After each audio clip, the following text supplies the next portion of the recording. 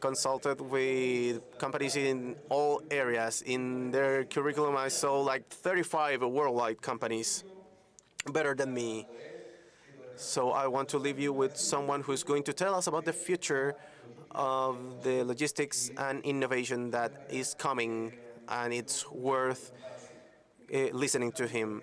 Before I introduce him, have your questions ready, because after his presentation, you are going to make the most important questions, not me. You're the ones in the area, so your questions are the most important. And I invite the people on the streaming to send through the channel to send their questions to the following person. I now leave you with Patrick Dixon.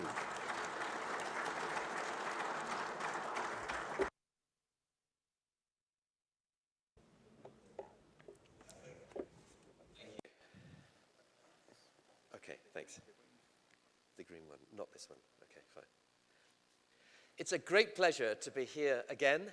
I was last in this wonderful country in 2016, talking about supply chain management. And I looked at the presentation, and almost everything I talked about then has happened or is happening now.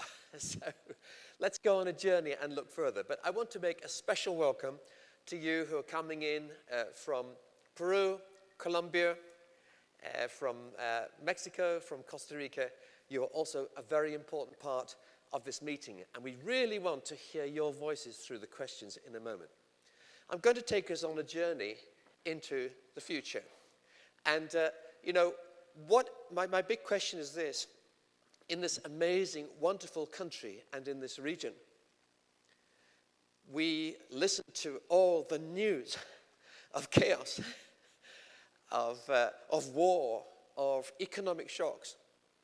But what will it actually mean for you in your business? You may be a manufacturer, you may be a supplier, you may be a delivery company. But what does it actually mean? What is actually going to change for you over the next 5 years? How is your world actually going to change?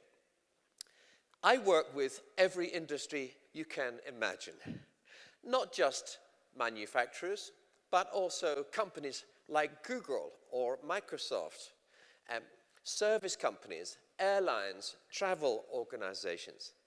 And I tell you this, most discussion about the future is not about what will happen. Why? Because it's usually obvious. I have been advising on future trends for 30 years. I wrote a book in 1998 called Futurewise. It described 50 years of change. When I wrote another book, I've written 17 books, okay? When I wrote another book in 2015, almost 20 years later, I read my old book, and I decided it was quite good. I wrote it in 1998. I phoned the publisher, and I said, I have a problem. He said, what? I said, the writing is fine, but I've read again my book from 1998, and I would like to copy and paste from the 1998 book and put it in the 2015 book. He said, what? Why?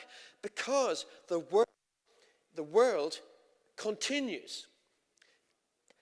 You can watch too much CNN or TV news and it can make you physically sick. I'm a physician, I know this, okay?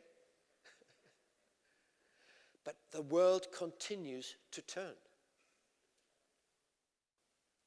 Your world, some things will change at incredible speed, but others are not, and the difference is really important. So again, what does it mean for you? Here is an example. By when? Here is a question of timing. I gave a lecture to General Motors on the future of the car. I had a team with a budget of $147 million to create the cars of the future. But the debate was not about the future of cars because it's obvious. It's a question of when. By what date will most new cars in this wonderful city of Santiago, by what date will most new cars be electric powered? That is the question. By what date will pharmacies in the mountains deliver using drones? By what date? Yes, it's easy to say, oh, it's coming. Yes, it's coming. But when? Because if you go in 5 years too early, you are finished. 2 years too late, and you're gone. So this is very, very important. And COVID has changed the clock. So many events or trends that I predicted would happen by 2028, now it's 2025, okay? Example is virtual working. There is nothing new about Teams or Zoom. There is nothing new about companies saying that they will need smaller offices in the future. We have been saying this for 20 years. The question is, by when? And of course, COVID produced a jump in virtual working, and I'll come back to that. Now, what I'm trying to say is it's easy to be blind. It's easy to lose sight of what is actually happening. Let me give you two examples from another industry, from hospitality. So, I want you to imagine that you've gone to a wonderful restaurant in Paris and you're trying to attract the waiter's attention. It is a Michelin star, the best food in the world, fantastic wine, but you can't catch the waiter's attention. Put up your hands if you have had this problem. Come on. Put up your hands if you have had a problem. Why is it that most waiters seem to look at the floor instead of looking around? When I was training to be a physician, I worked in a restaurant, and I learned this, that I could watch the whole room and use my eyes, and every time I smile, I make money. Bill, coffee, sweet. And I can read the whole room in 20 seconds. Yes, you're fine, fine. Coffee, bill, sweet. Just by smiling. And I learned this, by using your eyes, you make money. Now, how much does it cost to teach the waiter to open his eyes, look up, and look around? Nothing. How long does it take to teach the waiter the trick that every time you smile, you make money? Why? Because most of the profit comes in the second bottle of wine, the sweet, and the coffee. Okay, so what we learn is this: tiny things matter. How can it be that you can have one of the greatest restaurants in the world, but the waiters are looking at the floor? Tiny things. In logistics and supply chain management, let me tell you the future. The future will be in tiny things that really matter. Small things that cost very little, but they mean a lot to your customer. And the magic is finding out what they are. Let me give you another example from hotels. Okay, last week I was in Barcelona. I was giving a lecture to over 1,000 people. I got up, I was a bit tired. I went to the shower and a disaster happened.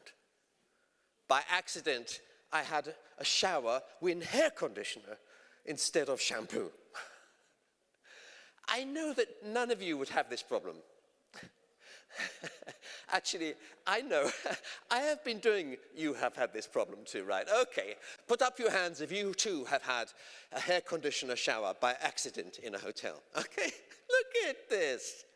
I had a conference with 800 CEOs of the largest hotels in the world. I asked them the same question. I said, I have been talking to 100,000 executives in cities like Santiago. I have been asking them, put up your hands if you too, by accident, have had a shower with hair wax or hair conditioner instead of shampoo. And 40% of them say yes. But tell me, what about you? You are the owners of the hotels. Put up your hands if you too, in your own hotel, have had the same issue. You have had an accident in the shower. And 40% of the CEOs put up their hands. How can this be? The reason, of course, is simple. You see, I need glasses. I need to find my glasses. I don't know where I put them. I need them very badly. I need them to read the menu. And I certainly need them. I'm still struggling to find them. I need my glasses. I need them now. I need them in the shower to read the text on these tiny bottles, right? So I have to come out of the shower, find my glasses, go back in there. Crazy. How much does it cost to print letters that size? Nothing. Tiny things create magic for customers. The CEOs know there is a problem.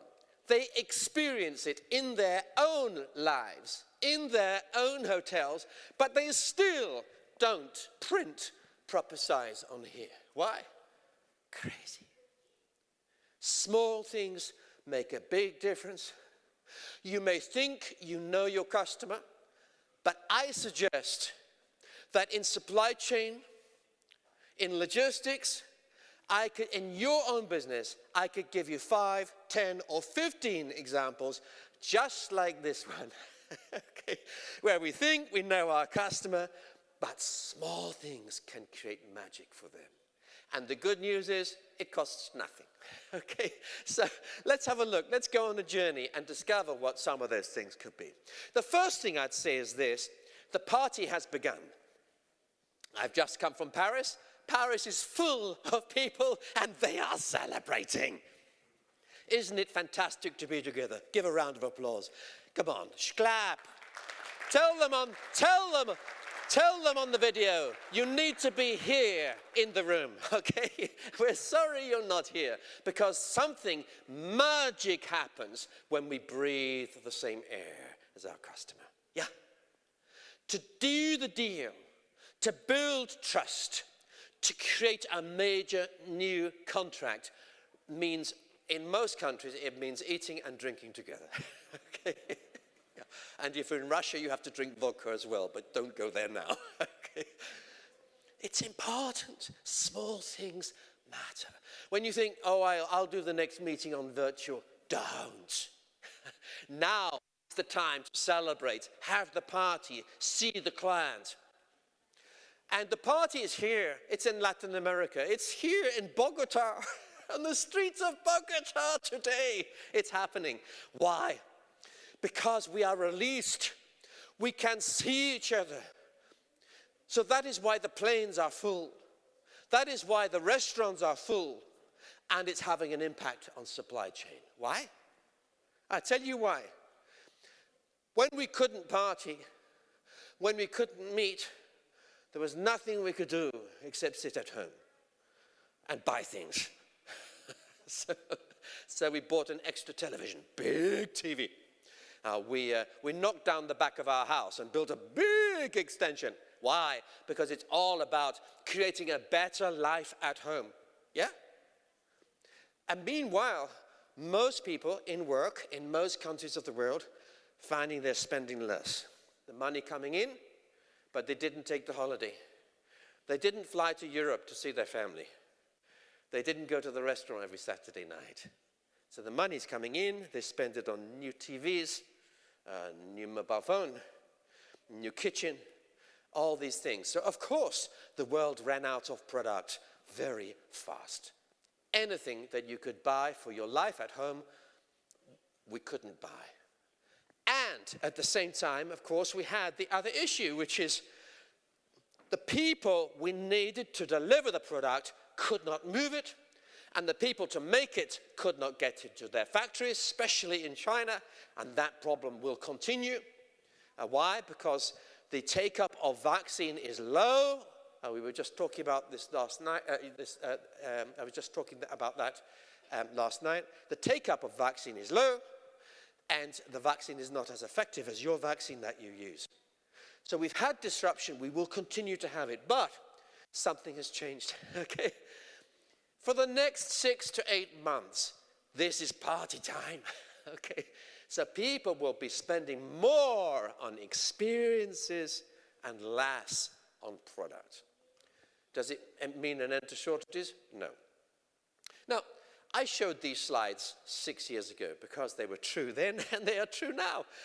There has always been disruption in supply chain. This is nothing new. Okay? It's always been important to think ahead, and it's always been a reason for simplifying supply chain risk. And this is accelerating now, exactly as I predicted. Let me take you on a journey to Minsk in Belarus, which is really a part of Russia. It's part of the same union for trade. So logistics and supply chain is easy across the Belarus-Russian border. This is a new factory built with Chinese money in Belarus as a way of getting into the Russian market. Now, 10 years before, China would have made the cars in China. They might have bought some spare parts from Santiago. But basically, it's a Chinese car. It's been made in China, delivered to Russia. But they already saw the warning signs. They saw this kind of issue could be a problem, even 10 or 15 years ago. You see, these things are obvious when you look at the very, very big trends. When you look at the actions of Russia with Georgia and Azerbaijan and other nations, the pattern is there. The risk was already seen. So China decided to build their factory inside Russia. Well, that's risky too. So they put it in Belarus. And in Belarus, in this Belarus factory, 50% of all the metal, the plastic, the copper, the steel, everything is made in Belarus. So a huge shortening of supply chain, a huge reduction in risk. And you know what? That factory is still open. If the Chinese had left it, their factory would not be able to bring cars into Russia. So it's a huge change. We're talking about, cars for the American market being made in Mexico now, with maybe 40 or 50% of the components now coming from the United States, across the Mexican border, built in Mexico with some parts from Santiago, and then goes back across the border. Short supply chains. It's a huge trend, really important, and this kind of issue has made it even more important. It will produce a huge acceleration of this. Now, I can tell you that President Putin has showed that he is quite happy to sacrifice 25,000 lives, billions of rubles, just to win 25 kilometers of land. And when he gets there, there's nothing except rubble. Okay? He has also shown that he is quite happy to cause complete economic chaos to the European Union and just turn off the tap of the gas. He has already started. In some European Union countries, there is no gas from Russia, even though before that, maybe 70 or 80% of their energy needs for gas came from Russia. The latest threat is Germany. Does this matter? Yes, it does. Germany is one of the greatest producing nations of the world. If you knock out Germany factories, supply chains fall apart. So Germany is threatened with the loss of more than half of its gas. In how much notice? 5 hours. 1 hour, 30 minutes, as long as it takes to turn the tap. Russia considers itself at war with NATO. And economic weapons are one of the weapons which Russia is already using. So this is very likely to happen. It is already happening. But the complete cutting of supplies of gas to Germany could easily happen for a short period, maybe just 24 hours. In fact, it's happening next week, more or less. They've announced there has to be maintenance on the pipe for 10 days, no more gas. Wonderful excuse to make a point that we have you under our control. If you want to go to war with Russia, you are dead, economically dead. Patrick, I don't want to interrupt you, but yes. In order to don't interrupt the logistic change of your presentation, yes. You have to switch your batteries from your... Okay? Don't tell anyone. I won't tell anyone. Okay, fine. Amigos, mientras cambiamos las pilas del receptor de Patrick, les quiero recordar que no como estoy yo ahora, sino que como estaba ya sentado, siempre hay que tener la mascarilla puesta. Son protocolos internos del hotel. Tenemos que lamentablemente seguir Hallelujah. respetándolos. Let's give a round of applause to the technical team. Thank you for your help. Okay. Now, in the same way. Además, todos pueden responder la encuesta que hay solamente aplicando el código QR que está en las mesas, y también para las personas que están en el streaming hay un botón o una sección habilitada para que respondan la encuesta. Patrick, I won't disturb you anymore. All right, okay. So also I want you to understand that 25% of the world's grain comes from Ukraine. Wheat comes from Ukraine. And again, President Putin has shown that he is willing to use this as a political lever. I'm saying these are big, big issues for us here in Latin America. They will affect you. Now, you might say, yes, okay, but surely people wouldn't do things like that because it would damage his own economy and things. Okay, let me tell you a story. We think sometimes that everything is rational and logical in the world, and in supply chains, rational, logical facts and innovation will always be the answer. Okay, but there are other things going on. Last week, I was late for a rehearsal, I confess. Okay, I went to the lift and I pressed the button, nothing happening. And I was tempted for a moment to do something totally crazy. I was actually tempted to touch the lift button more than once. Now, I know that you would never do such a crazy thing. I did it. I pressed it 10 times. Okay, put up your hands if you too have pressed a lift button more than once. Put up your hands if you talk to your car when it doesn't start. Come on, come on. What are we doing? Even Bill Gates knows you cannot reprogram the lift by pressing the button, but we still do it. What it shows us is that we, who are rational, logical, intelligent, sophisticated people, when we are under pressure, we can do crazy things. It seems to me perfectly logical. My wife was watching me. She says, it's not going to come faster. I said, I know. You still do it. It can happen with leaders of countries as well. Okay? So leaders of countries can also make decisions which they are not completely rational. But they say, I know, but they still do it. So that's why you have to watch out for what's happening in Russia, okay? It's not always, some say, oh, President Putin must be mad. No. Very intelligent, highly sophisticated, very well educated, great player of chess, the game chess. Very strategic. But may make a decision that is not fully rational. Does that make sense? Okay. So just watch out. Okay, so what does this all mean for you? So here's this. The first thing it means is, we've talked about it, that we have already seen shortages because of the bump in demand during COVID. But that is coming down now. It will come down, it will stabilize, but of course we have other issues as well to do with energy prices. And these are global issues, and this is an inflation spike for you in this particular country. And if we look historically, it's not such a great thing.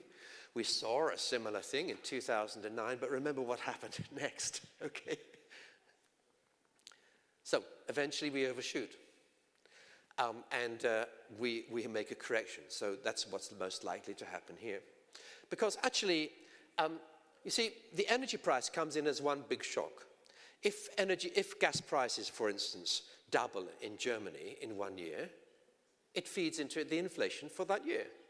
But if the gas prices stay double the price for the following year, the inflation level is zero from energy. You have to go on having a new inflationary shock every year to keep inflation up. Does that make sense? So of course, that is why you see inflation coming down, and interest rates help that to happen, and obviously you often get an overshoot, which is all about agility. Everything I'm talking about is about being agile, creative, always having a plan B, a plan C. My client last week replaces the windscreens of cars. They were making them in Russia. Within 48 hours of the first troops crossing the border into Ukraine, they realized the party is over. And they cancelled every single order from Russia. They did not have to, but they realized morally they had to. And suddenly they were having to source product from other nations.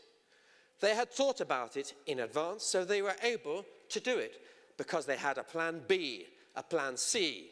That is what being agile is. It's not just being able to make quick decisions. It's knowing in advance what those decisions would be. This is the heart of risk management in logistics and supply chain. Now, things can happen very fast. Here is an example. There was a crack in a nuclear reactor in Japan, which lasted 20 seconds because of an earthquake which lasted 20 seconds. In 40 seconds, 40 years of energy policy was changed in Japan because within 4 weeks they cancelled nuclear power, 100%. Germany did the same. They said, that's it, no more nuclear. And Germany today is in a worse crisis with energy because much of their nuclear has already been wound down. Okay? Big trends from 40-second events. But here is the important lesson. Event. Germany and Japan cancel nuclear. Same event. China goes for the greatest nuclear investment ever. My country, UK, goes for the greatest nuclear investment ever after the same event. What does this tell you about the future? It tells you that the future is not just about events. It's not just about clever innovation. It's about one single word which has driven the history of this country, of every nation. It will drive retail for the next 100 years. This single word is even more important than innovation, or politics, or engineering, or supply chain, or manufacturing, or economics. This single word, it's emotion. It's emotion. We saw one set of emotional reactions in Germany and China, Germany and Japan, to cancel nuclear. We saw a different set of emotional reactions. No cancelling of nuclear in China and UK. So you understand the future of energy? It's linked to emotion. The future of sustainability and zero carbon linked to emotion.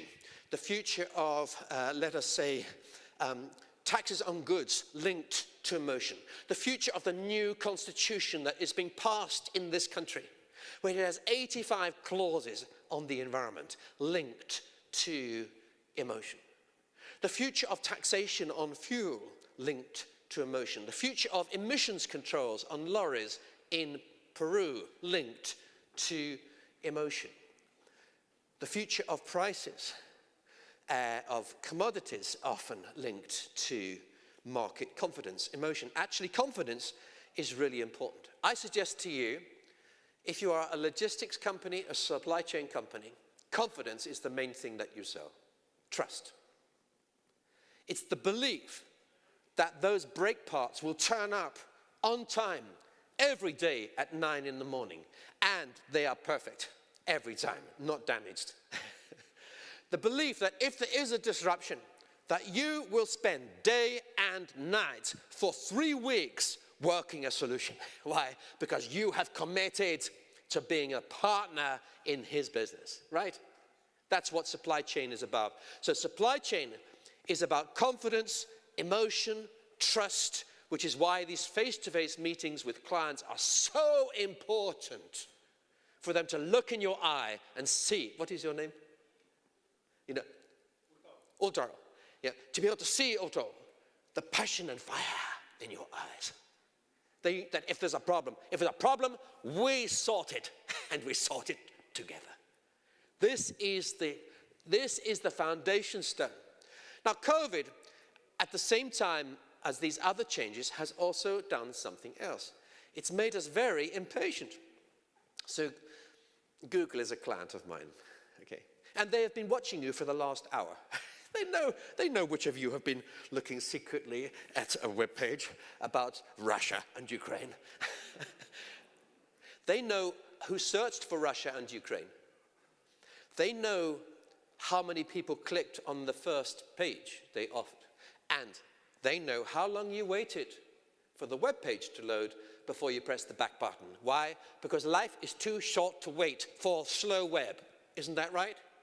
Yeah, okay.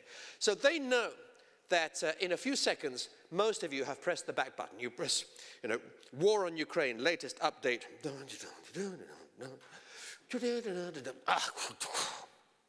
You've pressed the back button. You have terminated the entire relationship with the website. How many seconds does it take? Okay? You've pressed the button. I'm asking you as a survey here. You've pressed the button. I'm waiting. 2 seconds, 3 seconds. Put up your hands if you press the back button in less than 10 seconds. If it's too slow, put up your hands. Whoa, 100%. Put up your hands if you press the back button in less than 5 seconds. 5 seconds. I'll tell you, in 5 seconds, you see you have lost 50% of your customers. Let me say that again. What you have shown me is that in Santiago today, with your supply chain customers, you can lose 50% of your customers in 5 seconds. What? Yesterday, to research this, I tried to find the cost of moving a container from here, from Santiago, to China. I was so cross. It took 15 seconds for the web page to load. I was out. I was slow. You see, what you've told me is that after 5 seconds, you are already irritated. After 6 seconds, you think the web is broken again. After 7, you think that President Putin has hacked the whole of Santiago. After 8, you think that maybe the battery is wrong or your phone is offline. After 9, you have lost the will to live. And after 10, you have terminated. Okay? 10 seconds, my friends. This is in your personal life. We are laughing. But I promise you, what you feel, remember, the future is about emotion. What you feel in your personal life is how your customers are feeling in their business relationship with you. It's the same with call centers. So my wife is trying to get hold of the bank while we're traveling. Press 1 for customer services. Press 2 for... Put up your hands if you want to kill the person who put in such a system. They have already taken $1,000 from your account. Okay, I'm not going to ask which of you has such a system. So here, it's strange that as a customer, you want to kill someone who wastes 10 seconds of your time, right?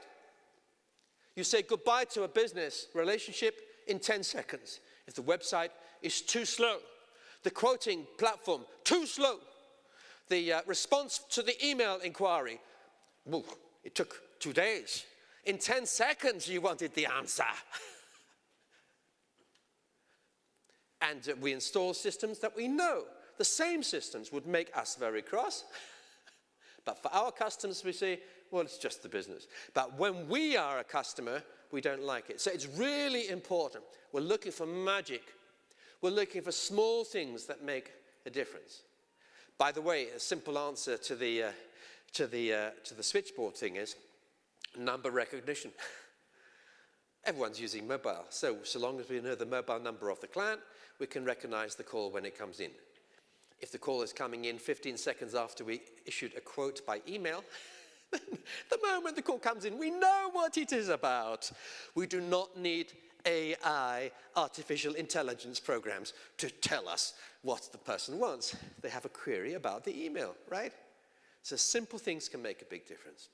And what we want is simple, clear information. I say again, look at your personal life. It is the future of logistics and supply chain. So I took a taxi from this airport to the center of town, had a wonderful time. I took a local taxi back, but the hotel airport was quite expensive. So next time I was curious, does Uber run here? Yes, Uber is here. I say, fantastic. In that case, I shall take a cheap one. And what is more, I know exactly what is happening. So we expect to live in an Uber world. Your clients expect it, you expect it, and that applies to product. You've already heard about this, supply chain, everything. We want to be able to see this as clearly as we see the Uber car. Live, real time, up to date. Why? Because it makes a difference. It means in 10 seconds, I can see where my product is, and I don't even need to call you. Now, many companies are doing this already to a large degree. People like DHL and so on expect a lot more. This is absolutely number one, because if you can do that, if you can check that the container actually is on that ship coming out of Shanghai and it left 3 hours ago, it changes your whole view about risk. Now, I want you to imagine this person had an accident, okay? He was knocked down in the street and he has been asleep in hospital for 20 years. And he's woken up. What would he see that's different about supply chain management? Really different. I suggest to you that a lot of his world is relatively the same. He walks into this room and sits at a table. He says the tables are the same size. The covers, I think I remember, they were black 20 years ago. They still are. The hotel room is the same. It functions more or less the same. I went to a restaurant and ordered from a physical menu. Actually, in the hotel here, there was a QR code. But actually, I wanted the physical menu. Why? You know what? I couldn't get the QR code to produce the menu last night. So the waitress had to come and bring her phone and show me. I'm just saying, be careful about technology. You can think it's smart, but actually, small things really matter. And what I actually wanted was a printed agenda. Thank God for a printed agenda. Be careful how we use this stuff. So it's really, really important. So our friend may see that not so much has changed as he thinks. So he looks around the room. He says to his wife, I'm going to the conference. I haven't been to the logistics conference with Seminarium for 20 years. What should I wear? His wife says, you'll be fine. Whatever is in your wardrobe 20 years ago will look so modern and up to date. Really? So much of the world changes less than we imagine. Less. Yes, of course, COVID has changed, the transition to virtual. But as I say, already it's the case that people like Apple are canceling virtual. They are saying, we have discovered that during lockdown, we were able to manage fantastically. And all of you have incredible stories about how you changed in hours to become virtual.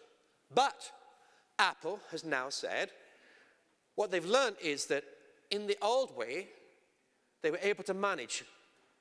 They were able to manage the crisis, but they could not innovate. They could not think, and they cannot change.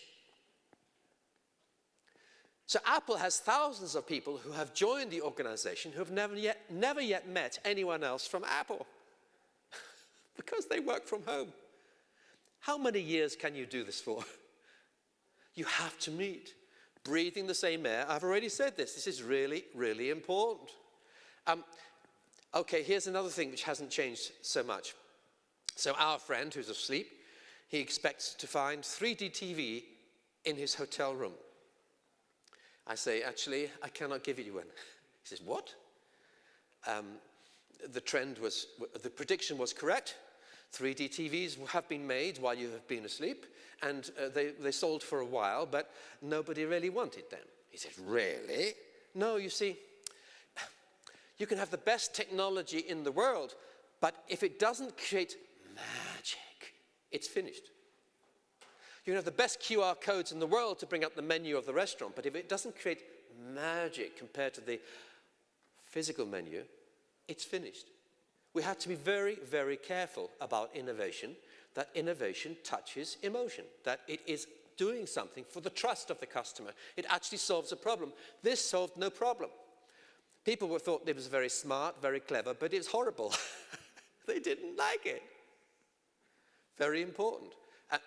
Put up your hands if you have already bought one of these. One, okay. We have been talking about virtual reality headsets for the last 25 years. I first bought one 22 years ago, okay. Do I want to buy another one of these? I'm thinking about it. I think I probably have to do it because I am a futurist. I should know. But actually, I don't have any great excitement about buying one of these, okay. So let's be careful. We talk to our friend about economic chaos. We say, in the last 2 years that you have been asleep, there's been huge economic chaos. Say, yes, he said, but I bet it's recovering now. So how did you know? He says, because I remember the inflation in the 1990s and the 1980s. You have seen nothing, don't you? You see, you're too young. He says, actually, it's true for me. I remember in my country, inflation has been 2 or 3% for the last 15 years. But I remember when I bought one of my first homes, I was paying 15%, and I took out a 5-year fixed mortgage because I was worried the interest would go up to 20% on the loan. Okay, so in historic terms, it's not so significant. And actually, this is a wonderful story of growth. And I could show you similar stories from most of Latin America and probably in every country that is on this call. Stories of amazing growth in emerging markets. I'm going to come back to that. Yes, of course, we'll talk about Industry 4.0, the Internet of Things, big data, robotics, and all of that. But again, a reality check. I can tell you that the growth of robots is almost all in one industry, auto. And outside of auto, there is hardly any robots in manufacturing. It grows by about 12% a year. That's almost nothing compared to the growth of AI, data analytics, big data, the Internet of Things, mobile communications, Uber-type platforms. So again, let's be very careful that we focus attention where it really matters. But what we have seen, and we will see, is massive consolidation. Big trend. If you want to know the future of retail in Colombia, in Peru, in Mexico, in here, in Chile, it's this. It's this trend. In my country, 70% of all retail is captured by only 8 companies, 8 brands. And of course, we still see a traditional pattern of retail in much of Santiago. but it's going to change. And as this changes, so the logistics and supply chain machine will also consolidate. So you will see a huge amount of scaling up in this industry of supply chain. When we look at things like the airline industry, you require huge investment. You have to have scale. It's impossible to do it unless you have vast numbers of orders. It's the same with cars. There are very few companies that have the technology to be able to create a robot that will drive that vehicle. So I showed this slide 6 years ago. It's still true, except one thing. As I predicted, this 3 operating systems for mobiles is now only 2.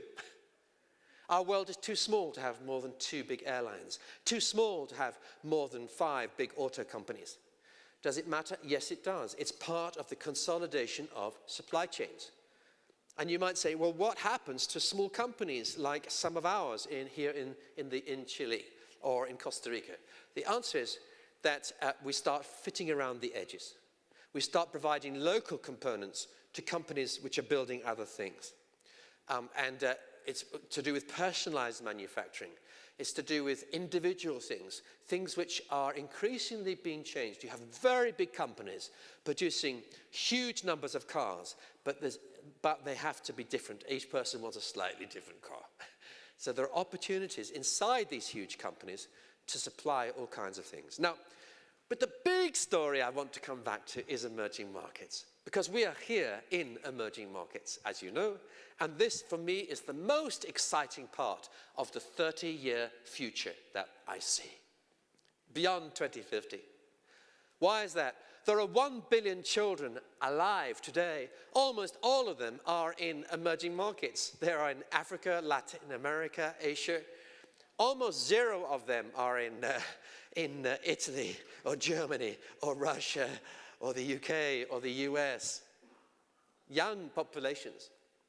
1 billion people will move from one nation to another over the next 30 years. How do I know? Because it's happening every month, every week, every year it happens. In fact, one of the greatest sources of income for many small villages in Latin America is people sending money home. They have moved, but they send money back. Really important.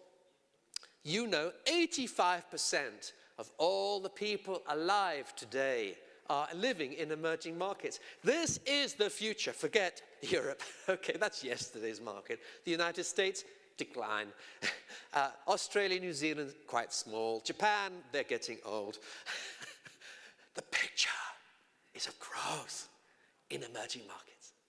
This is the huge one. And you are there. You are in it. This is your story. This is the story of Santiago. This is the story of, year after year. I look at your economic growth here in Chile for the last 15 to 20 years. Most years it is averaged over a period of time around 2.5%, 3.5%, 4% growth.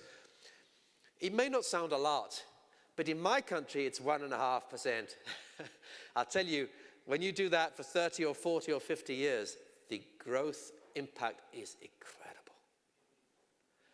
And that's why copper prices, yes, of course, here copper is very important and copper prices are having some pain. Not surprising, with all the shocks in supply chain and everything else. But listen, our world lives for copper. You cannot create tomorrow's future in emerging markets without copper. Copper is one of the foundation stones of the future. You have a huge amount of it in this country. Copper prices will recover. Copper mining will continue to be a fantastic business for Chile for the next 30 years. Of course, the prices will wobble. They have always spiked and troughed, but the big trend is really good.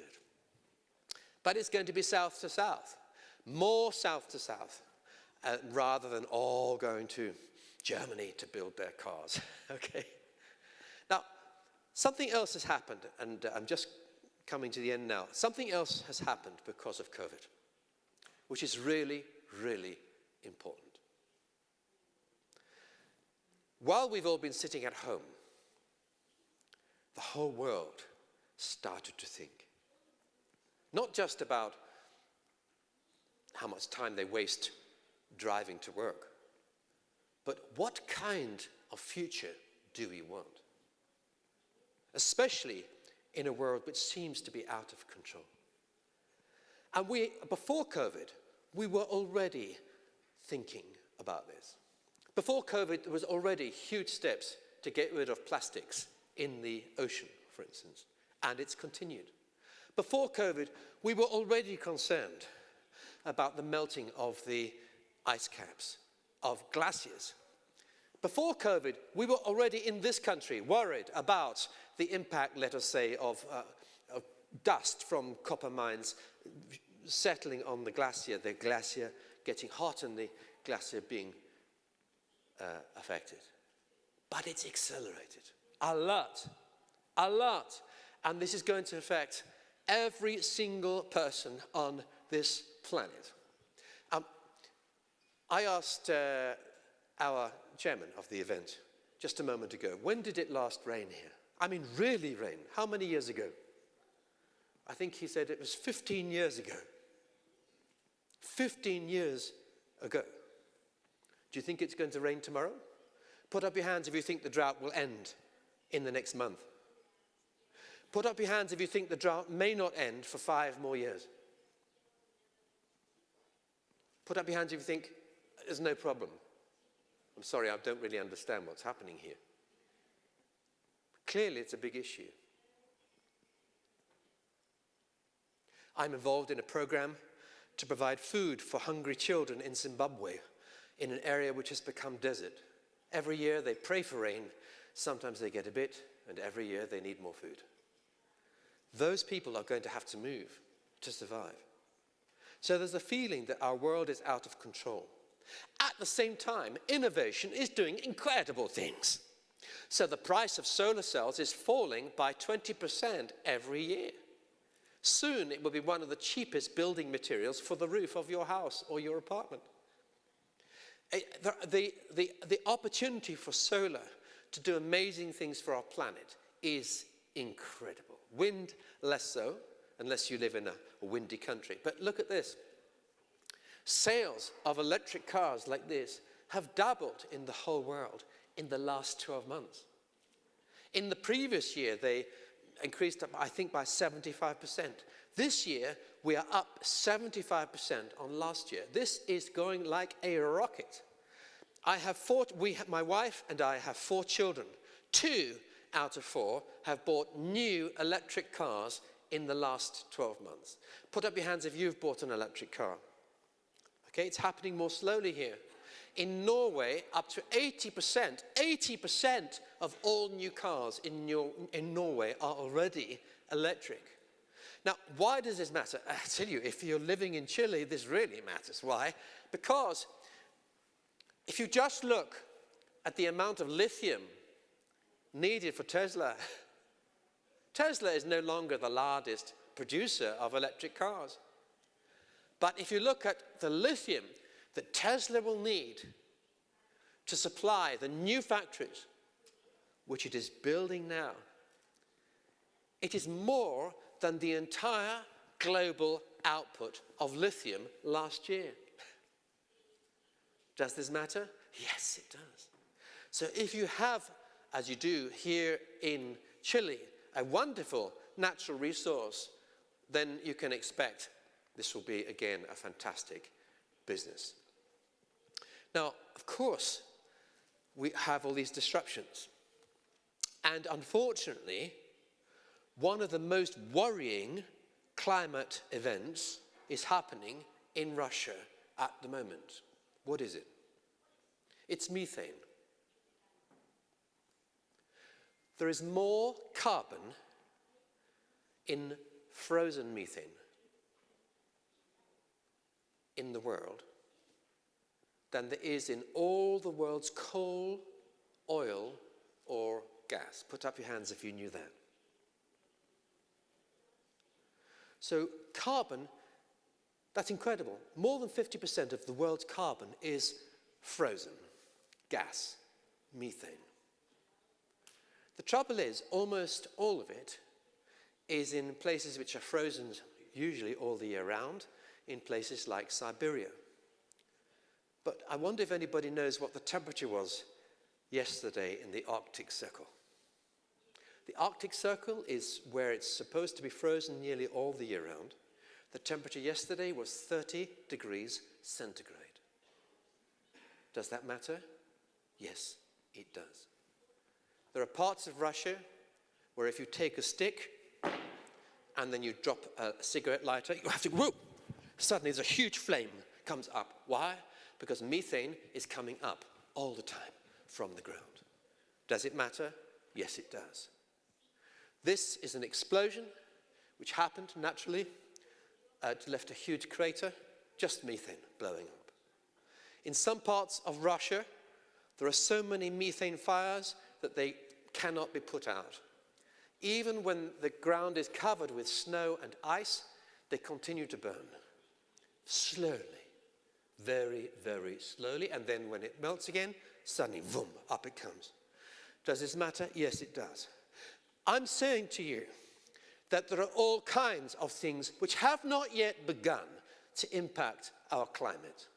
If you are already worried about the rain in Santiago, you should be worried about methane. Methane is 100 times more powerful as a gas in warming the atmosphere. The only difference, carbon dioxide stays for thousands of years. Methane is used up. So I'm just saying, be careful when we think about the future. This is why I am convinced that we will see a much faster response to global warming than anything we have seen. Things like disruption of Germany's energy supply will push them into solar and wind even more. Things like the methane issue will do the same. Things like water shortages in countries like Chile will do the same. It will force us to think about every molecule of carbon. Here is an interesting fact. If you take my country, to move this lorry 150 kilometers in my country to a port costs the same as moving this container all the way to China from the UK. I know it's more expensive coming from China to the UK, but still, it shows that ports and sea are incredibly effective, very low cost. I have just sailed through the Panama Canal in a yacht, my wife and I. We've sailed across the Atlantic, sailed across the Pacific, and we are now in the Marquesa Islands, if you know them. Amazing.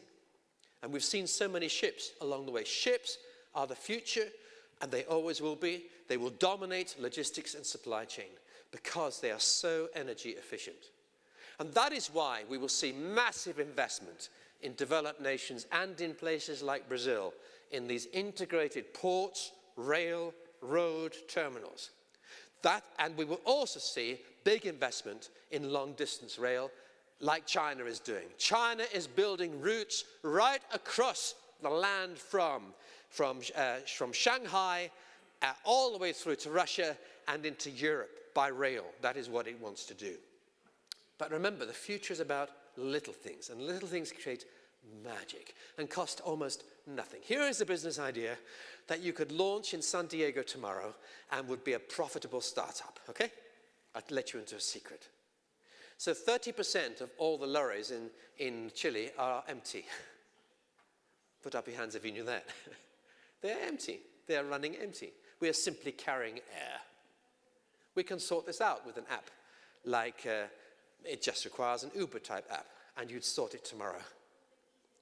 Very, very simple to do, to have a platform where instantly space can be booked as easily as an Uber cab, and you can get stuff moved for almost nothing from one place to another using empty capacity.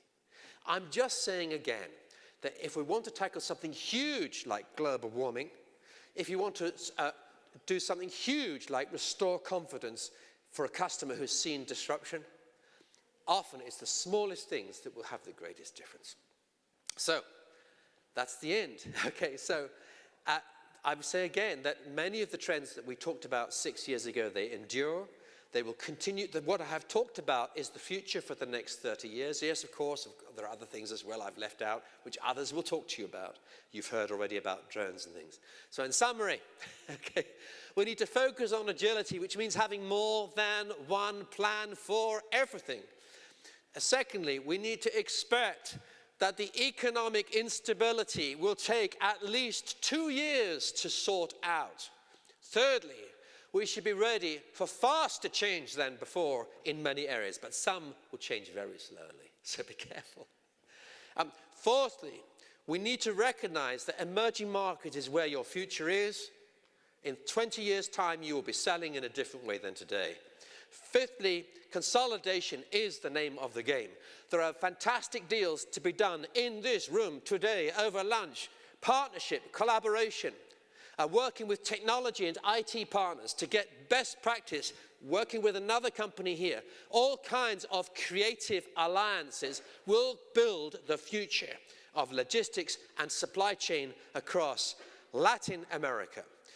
And finally, we, as I say, watch for the switch from global supply chains to regional.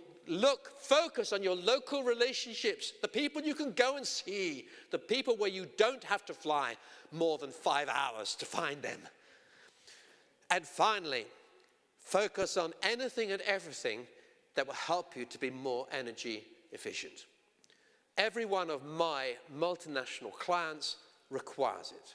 They are having to state every molecule of carbon they emit.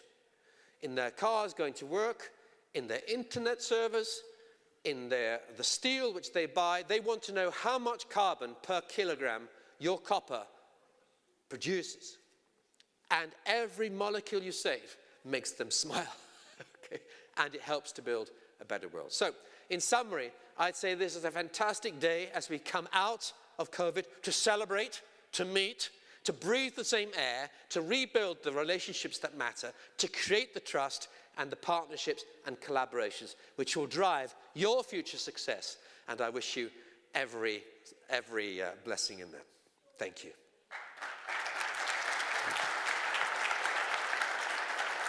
Muy fuerte el aplauso para Patrick Dixon.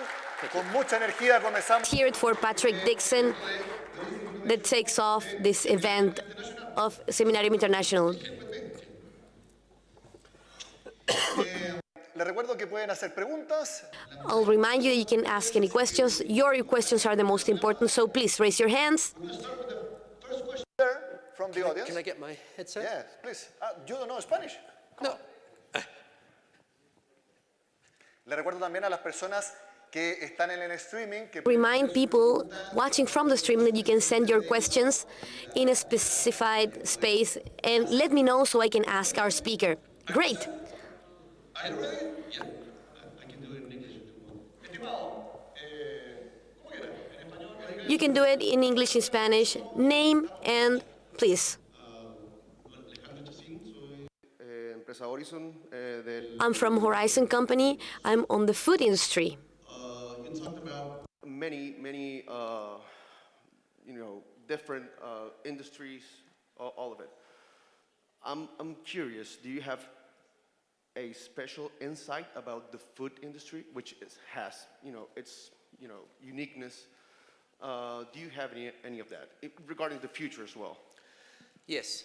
Well, food exports are a wonderful business for this country and also for many other countries who are watching on this call.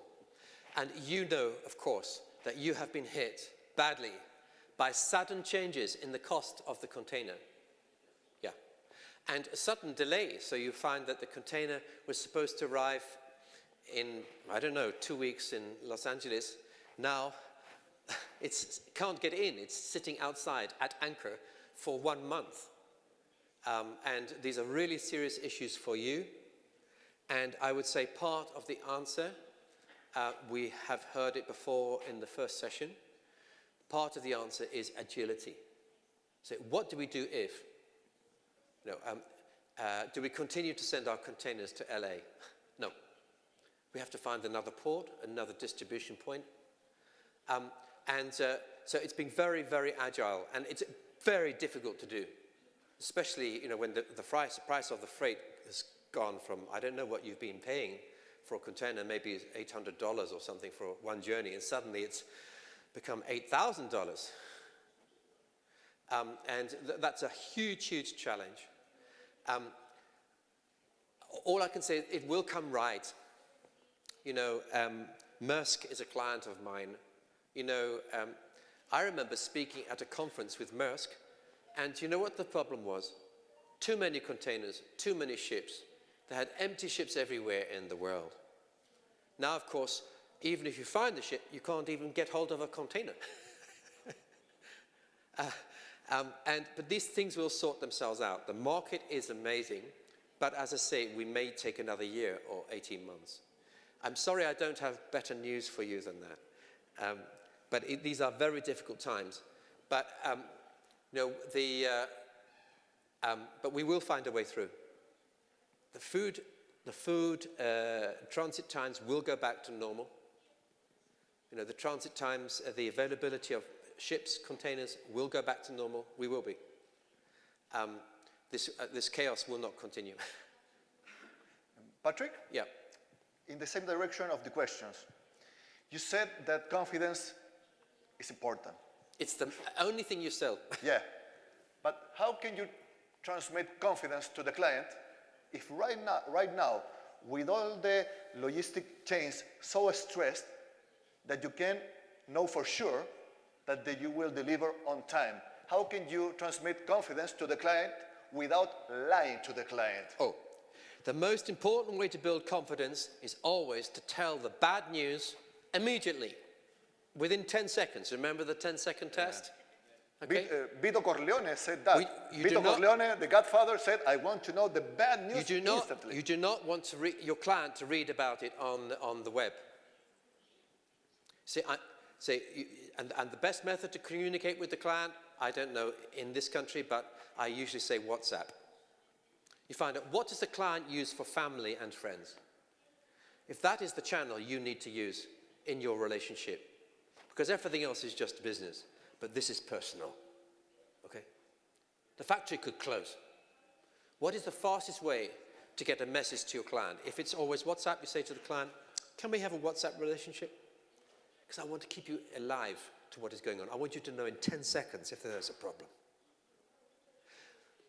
You gain confidence, not by telling lies about the world, but not even by having an answer to every problem.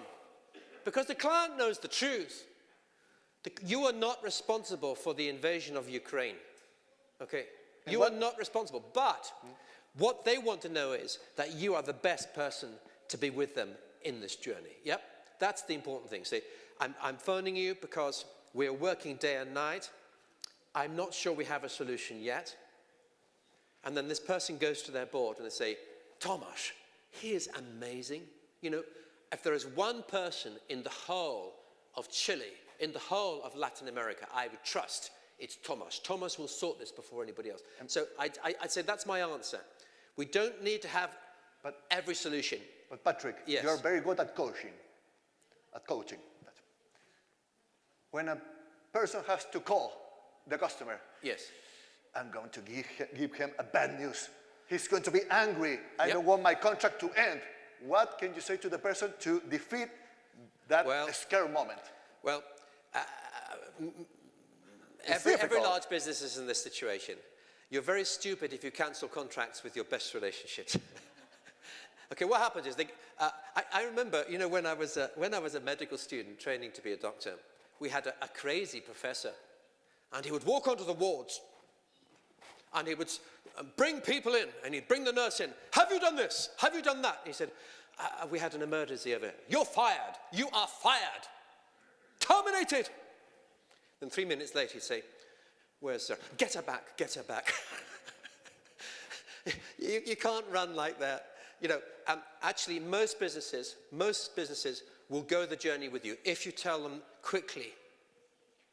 So they know quickly, they recognize the issue, you're going to work out a solution together.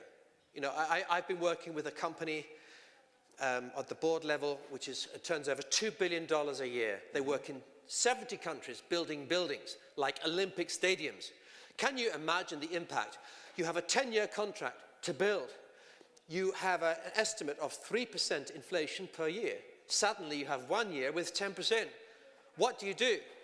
Well, if you have many contracts like that, you are finished. You will be bankrupt. So you have to, the way you do it, you get on the phone quickly. You have the meeting with the client and say, we are grown-up people. We are adults. I have been transparent with you. You can see our margins. You can see the issue. I don't know how we're going to find a way through, but we are committed to working with you and our suppliers to find a solution. It's going to be painful for everyone, but we have to find a way. Now that in my experience is the perfect way. And it's when you do that, the client is trusting. They come to the meeting to collaborate instead of like this, opposite side. They're looking over your shoulder at the same figures. They're saying, okay, so what happens if we take this out of the project? Can we? Yes, that would save 10%. What happens if we do this? What happens if we do that? Yes, I think we could do it. And in the same direction, you said many times in your presentation, focus on the little changes, yes, on the little details. Yes. In a logistic chain, there are millions of little steps. How can a company make a good assessment which little details they have to change? Or they have to do like in venture capital, invest in many, because one of them is going to pay out. Yes. Well, I would think I've already given part of the answer. An example is communication. It might be simply say, I'm not using email anymore for my most important clients. Yes, of course, for the contract. But in terms of relationship, no. We're always WhatsApp. And we are in conversation probably 3 or 4 times every day when things are working well. That's our relationship. So it costs nothing. See, builds confidence, sorts out issues. And I tell you this, if you have that kind of relationship with all the supply chain all the way down, so you're WhatsApping with the CEOs of all the way down, and you're now 10 steps from your major customer, you already got half of the solution before you've arranged the meeting. So I just say again, I want to encourage, you know, it's easy to feel, oh, so much happening in the world, so many things to sort out, I don't know where to start. Small things, they matter. And you can get lost in great discussions about investing in massive new IT platforms and things. Yes, these things are important. But let's not lose sight of what it's actually about. What it is about. It's about helping your client to sleep at night, basically. And you said timing. Yes. Timing is everything. How can a person make the correct decision when to act? Because you said, if you act too soon or you act too late, it can be a failure. How manage that? I would say that for most people, the time to act is quite soon after you realize the problem. As we have seen, with many of the logistics things, the story gets worse quite quickly, yeah? Especially in logistics. So you can find you act quickly and you manage to secure a different supplier at 5% increased price. It was so painful. But then your competitors were dying because they're paying 50% more 3 weeks later. Yep. So it's being agile, quick. It means to respond that quickly means we have thought ahead. We say, well, what happens if? What happens if? How high could we go? The world is changing faster than you can hold a meeting of your board. Okay? So in logistics and supply chain, we have to think ahead. I'll tell you one final story on this. Some years ago, the terrible events of 9/11, we will never forget. Within, I think, 72 hours, British Airways had announced, I think, 5,600 redundancies. How? How did they know it was not 6,000 or 4,000? Do you know why? Because the board had already had meetings to do some disaster scenarios. And they had plan A, normal. Plan B was unexpected growth. Plan C, incredible growth. Plan D was terrible year. Plan E was even worse. Plan F was total market failure. Could be volcanoes, all the planes grounded through whatever. So as soon as they saw the towers come down, they unlocked the safe and they brought out the plan, this thick, for total market failure, and they implemented it. Patrick, Yes. you wanted questions from Peru. Yes. Jaime, listen to you. And from the live streaming, is asking this question. He works at education, okay? In what country? Peru. Peru. Yeah. Fantastic. Welcome to you. Education, he works. And he asks, what do you think is the future in logistics in the service industry? That's an interesting question. Traditionally, the service industry doesn't need too much, but of course it needs people. And one of the greatest logistical challenges for a service company is to make sure the right people are in the right place at the right time with the right support packages, the right office infrastructure and the rest. So if you think about, let's say, winning a big contract in the Middle East for a consultancy firm here in your country, in Peru, these are the things we have to look at. So I believe that logistics and supply chain conferences are important for you in the service industry, just as for manufacturers. Also in the same direction, Eric wants to know what are the future trends in the finance and bank system, of course, in logistic aspect. Okay, logistics for finance and banking, well, the most obvious one has been moving cash. It's a nightmare, complete nightmare. And of course, COVID has been wonderful news for banks because many people switched almost immediately to online payment or the digital mobile and so on. Crypto? You moved to crypto, no? Ha, crypto. Bitcoin and stuff. Yuck. I would say, Or Ether? if you want to, Or Binance? I would say, if you want to go and play roulette, go to Las Vegas. Okay, you may win more money than on Bitcoin. I'd be very, very, very careful. Be very afraid. And I'd say the same about blockchain and some big data projects. I warned my banking clients, you're talking about banks. I work with many of the largest banks in the world. For the last 10 years, I have said, many of you will lose more than $1 billion together. 2 billion, 3 billion on bad big data solutions. Do you know why? I showed you that the future is about emotion, and often it's the little things. It's little data that matters.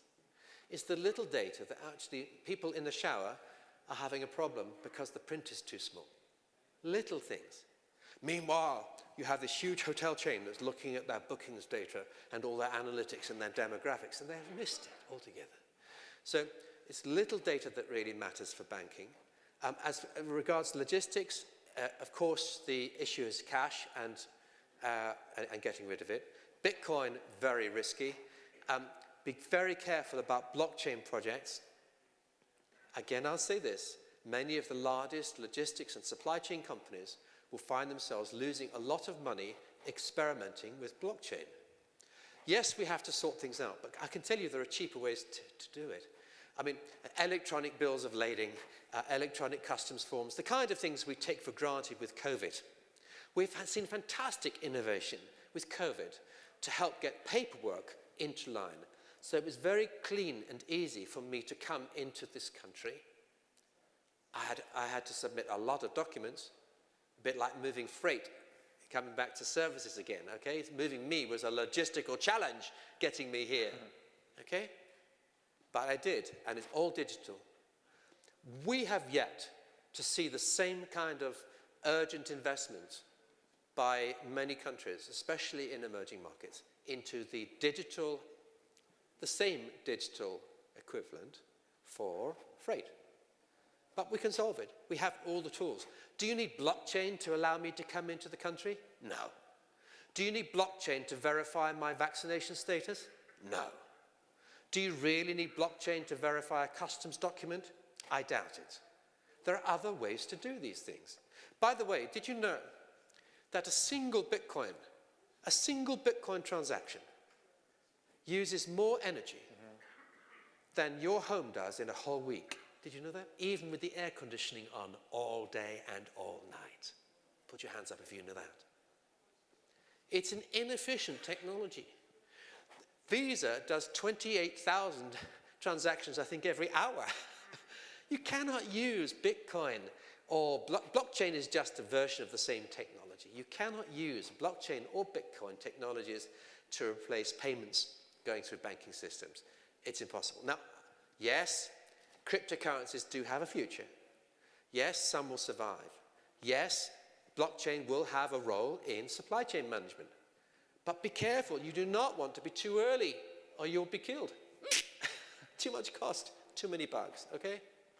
Patrick Dixon, futurólogo y también, a ver, Dixon, futurologist, we have time for, yeah, the time is of the essence. Questions over there. We have a few minutes, 5 minutes. How many questions? 1, 2, 3.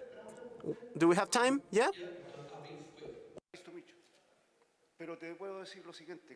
I can tell you the following. We have talked about trust, the change of the worldwide logistics, and I get the attention that you haven't discussed the situation of the freight prices that have overcome all limits. The shipment companies in 1 year have earned what they earned in 7 years. One was fined because they overcharged demurrage in almost $1 million. And the president of the U.S. a few days ago said that 5 companies, shipping companies that are not American, control the worldwide navigation. And it turns out that he says the following, and this is serious.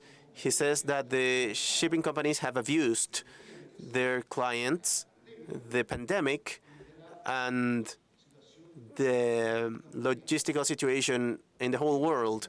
What can you say about that? Thank you. Very simple. Okay, there's nothing new about this. It's called a monopoly. Okay, it's when you have a small number of companies that create advantage of a shortage. But I tell you this, the market sorts it out. The market sorts it out. Let me give you an example. It's the shortage of containers. Okay, the market will sort it out. You will find, 100,000 small businesses start making new containers out of sheet metal, and they start building them here in Santiago or somewhere else. Then you find the world is flooded with containers, okay? If the container price is too high, it becomes very, very good way for your son to make a new business, okay? In his backyard, just build containers, okay? You don't need technology to build a container. It's easy, right? Same with ships, okay? If the price goes up too high, you find new shipping companies emerge. Why? Because it's profitable for them. It turns out to be the fastest way that private equity can make money is to go and take some ships which are almost finished service, bring them back into service and use them as smaller container ships and take them through the Panama Canal and carry some of your fruit to Los Angeles. Patrick, At honestly, at $8,000 or $12,000 per container, this is like printing banknotes. It is unsustainable. It will sort out, I promise. I'm sorry that it's disruption now, but that's the market. Tenemos la penúltima pregunta from the audience. We have another question from the audience. I'm Flavio Rubio from CMPC. Have you seen the importance of the evaluation with the startups of the technological industry and the supply chain? But there's another side on transport, which are the social expression from local companies of transport to become a player and to participate with the manufacturing company in the service, not only through outsourcing. Some tips, some experience on how to do this in a better way, to involve these local companies that most of the time do not have the infrastructure and they have a hard time going up into these technological improvements. So that's my question. We will go on going round and round in circles on this, okay? So there are problems. The board of a big company says, we will buy the logistics company. We will run this ourselves. And then, of course, they discover that their lorries are empty half the time. It's not efficient. So, and then they outsource it, then they in-source it. You will go on seeing this great debate. Do we outsource it? Do we have it in-house? Outsource it, in-house? It goes on and on and on and on. You know what the answer is? It's virtual companies. It's where the partnership using digital tech is so close that the CEO can see the subcontractor, he can see every lorry, like Uber. He can see every product in every lorry. It's as if he owns the lorries, but he doesn't. It's a specialist company that owns the lorries. They are best in the world at managing the lorries, keeping them maintained, keeping the drivers trained and motivated. But the technology means that the companies work as one. And that is the future. That is happening right across the supply chain. And I talked about small manufacturers supplying very big ones. It's happening a lot in the auto industry. So the auto industry can almost watch the parts being made. I'll give you an example of the construction company I mentioned.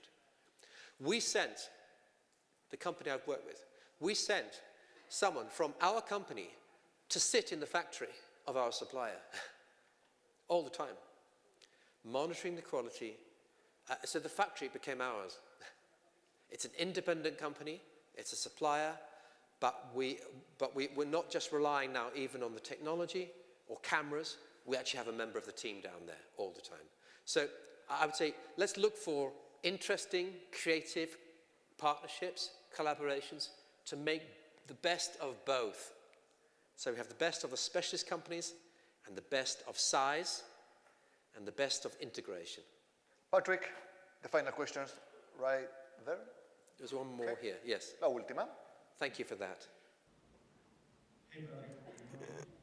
My name is Jonathan Sanchez. I work as a transportation manager in Walmart Logistics here in Chile. So one of our major concerns is really similar with the last question, is the driver deficit that we have Yes. here in Chile. And also I think it's a global. It's global. deficit. Oh. So my question is, do you know what different market countries are, how they are dealing with this problem? Yeah. Okay, so we have to understand why. In my own country and in Europe, many of the drivers are 50 or 60 years old. So I said to you, the future is quite easy to predict, okay? Yes, events happen, but the big trends are easy. This trend, this problem with drivers, we've seen it, we've watched it happening for the last 20 years. Why? Because if you look at the demographics of the drivers, we could see 20 years ago, many of them are 40, 45. Now many of them 55, now many of them 65. And we have failed to make it an interesting career for 25-year-olds coming out of high school. Yeah? So, unfortunately, it's difficult to fix a long-term problem in 1 year because the issue goes back 10 years. So that's why we need futuring. That's why I come to conferences like this, to help us to think longer term.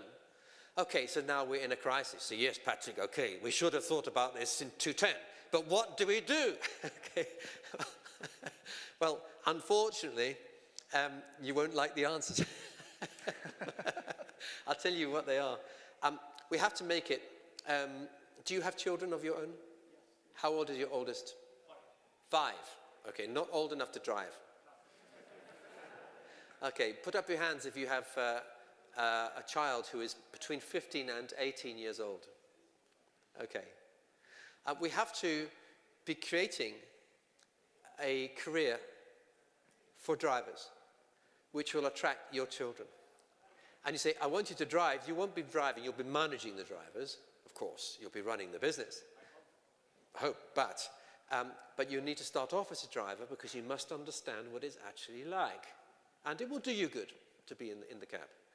But then in Europe, we find that there are no facilities for them to go to the toilet except in the cab. We find that sometimes they go hundreds of miles and there is nowhere for them to eat.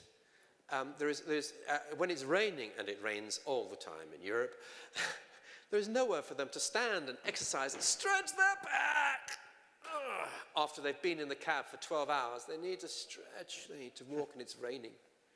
So we need to think about the supply chain for the truck drivers, to think about how do we create a fantastic experience for them so they enjoy being in the truck. And actually, we're probably going to have to pay them more as well. Why? Because the truck drivers today, the M generation, those whose adult lives have been lived only in the third millennium, so they're now 40 years old, or a bit less. The M generation, they want comfort. They don't want to be away from home for 14 days continuously and be starving in a cab and then get wet and cold at night. If you want them to do that, you're going to have to pay them a lot. So it's a combination. It's comfort in the cab, comfort on the journey. It's looking after them as human beings. Remember, the future is not about technology, it's about emotion. We have to create an emotional attraction for young people to say, I am really excited about becoming a truck driver. I really think it would be fun. I'm going to earn a lot. I will earn a lot very quickly. So that's the question. In resume, yeah. Pay more. Well, if you think that getting truck drivers is a problem, I've learned right here in another seminar that airlines are getting low on mechanics. That I was very scared to hear about. That's very scary to me. Patrick Dixon, futurólogo de la innovación en los... This is some futurologist. A big applause for him. Thank you. Amigos, hacemos... My dear friends, let's have a break. If you want to go for a coffee, do networking, ask Patrick more questions, you're free to do so. We'll be back in 20 minutes and we will have Susana Voces, an e-commerce expert. We'll be back with Seminarium International.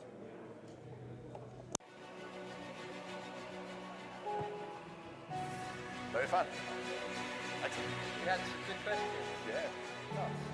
That...